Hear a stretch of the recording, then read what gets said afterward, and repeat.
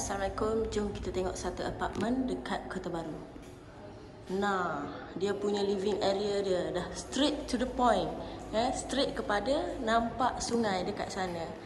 Ni dia punya balcony. Balcony dia luas kan. Boleh letak kerusi dan sebagainya dekat sini. Okey. Kita akan nampak kampung Cina dekat belakang ni. Ada. Okey. Jom kita tengok ke master bedroom dia. Okay, jom kita tengok master bedroom dia. Luas juga. Master bedroom juga menghadap sungai juga dekat belakang tu. Dan ada satu bilik air dekat sini. Okey. Rumah ni, apartmen ni ada 3 bilik. Okey, ni bilik kedua dia. Juga menghadap sungai juga. Tak ada toilet kat sini. Toilet dia dekat sini. Okey, ni bilik ketiga.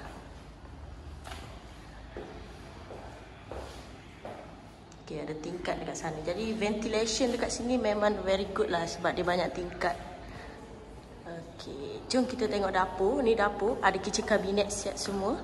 Dan ni laundry area dia. Ada switch dan pipe untuk mesin-mesin lah.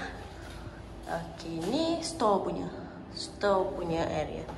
Okey, makna rumah ni ada 3 bilik, 2 bilik air. Ada 1 store, kitchen cabinet, laundry area dan balcony yang besar dekat sana.